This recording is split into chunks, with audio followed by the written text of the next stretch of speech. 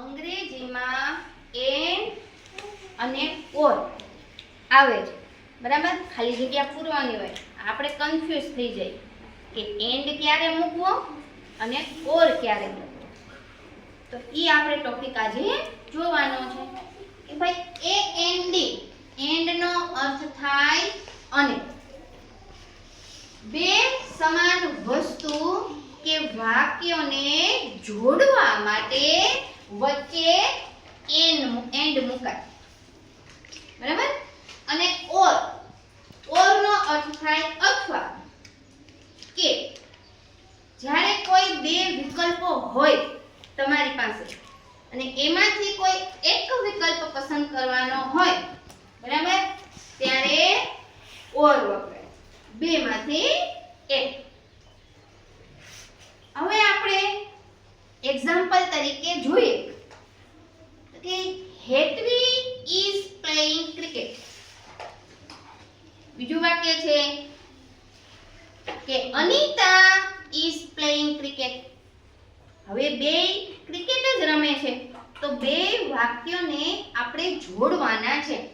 તો જોઈએ આપણે અહીંયા બે વાક્યો લખેલા છે કે Hetvi and Anita are playing cricket.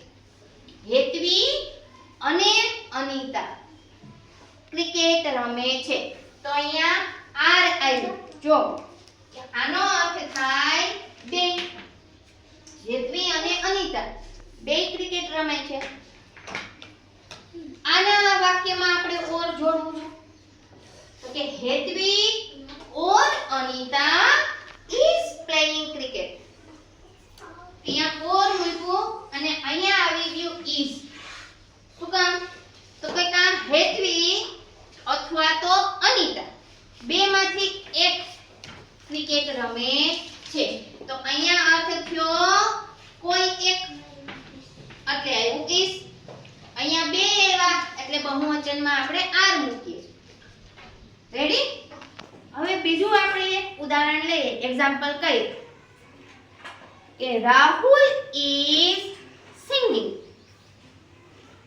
અને યુગ ઇઝ સિંગિંગ. બે ગીત ગાય છે, બરાબર. તો હવે એને આપણે વાક્ય જોડવાનું છે. તો રાહુલ એન્ડ યુગ આર સિંગિંગ. બે ગાય છે, તો આપણે રાહુલ અને યુગમાં શું મૂક્યું? એન્ડ મૂક્યું. બે ગાય છે. હવે એને ઓરમાં ફેરવીએ કે રાહુલ ઓર યુગ ઇઝ સિંગિંગ. બે માંથી એક. રાહુલ કા યુગ કોઈ એક સિંગિંગ ગીત ગાય છે. આ રીતે, બરાબર. એન્ડ અને ઓર આવડશે. હવે આપણે બીજા એક્ઝામ્પલ આ રીતે કરીએ. ચાલો.